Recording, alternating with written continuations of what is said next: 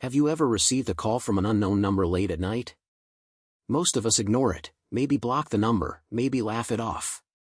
But what if that call didn't come from a person at all?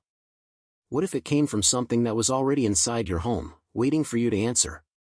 Tonight's story will make you think twice before picking up your phone in the dark. Ava Campbell was 26 years old, living alone in a quiet townhouse just outside Portland.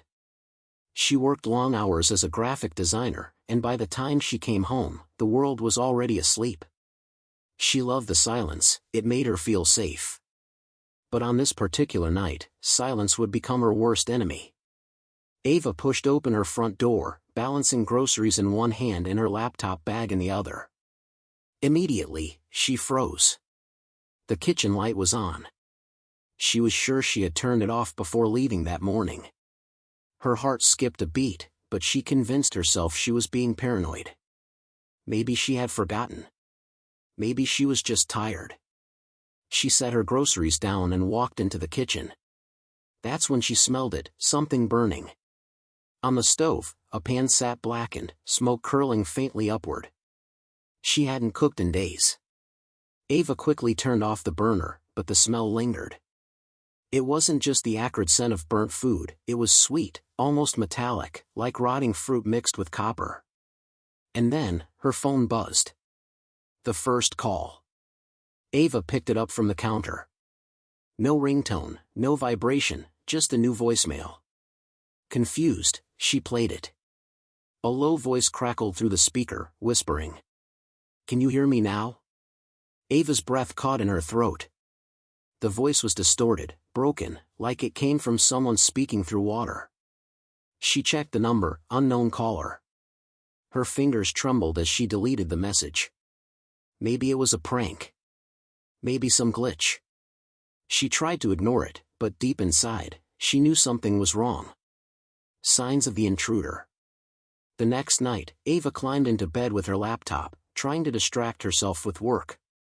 Just as she was about to fall asleep, she heard it, a faint scratching sound.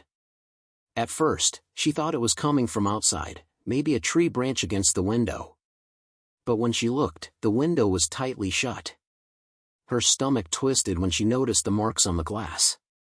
Long, faint streaks, like the outline of fingers pressed against it from the outside. Her chest tightened. She grabbed her phone to take a picture. The flash went off, blinding her for a moment. When her vision cleared, the photo appeared on the screen. And her blood turned cold. In the corner of her bedroom, standing just beyond the glow of her lamp, was a figure. Its body was nothing but a blur of darkness. Its face was pale, with a mouth stretched into an unnatural smile. And though Ava swore she hadn't seen anyone in the room, her phone had captured it. The following day, Ava checked her phone again. That photo, the blurry figure in her room, was gone. Completely erased. She hadn't deleted it. But something new was waiting. Another voicemail. "Why did you look?" This time, the voice wasn't distorted. It was sharp, angry, and right in her ear. Ava's skin prickled as tears welled in her eyes. She dropped the phone and backed away from it, her pulse hammering. This wasn't a prank. This wasn't a glitch. Someone, or something, was trying to reach her.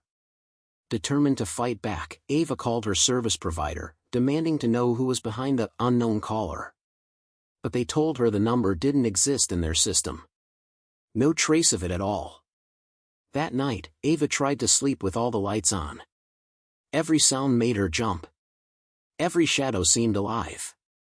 At 3:12 a.m., her phone vibrated on the nightstand. A new text message. It read, "Tonight, I'm at your window." Ava's throat tightened. Slowly, with trembling hands, she turned toward the window across the room. The curtains swayed gently, though the air was still. Gathering her courage, she yanked them open. Nothing.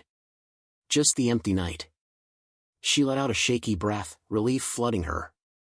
Until she turned back toward her bed. In the reflection of her bedside mirror, something stood behind her. Not a person. Not even a shadow. It was a tall, skeletal figure, its face nothing but black hollow eyes and that same wide, jagged grin. Its long hand reached toward her shoulder. Ava spun around, but no one was there. Her phone buzzed again.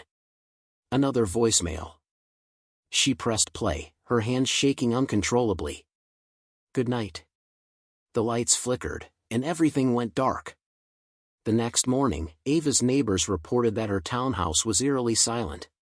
They knocked on her door, but she didn't answer. Days later, her landlord entered the unit. The house was empty. Ava was gone. Her phone lay on the nightstand. Every photo, every message, deleted. Except for one draft text that had never been sent. It read, "Help me. It's inside the mirror."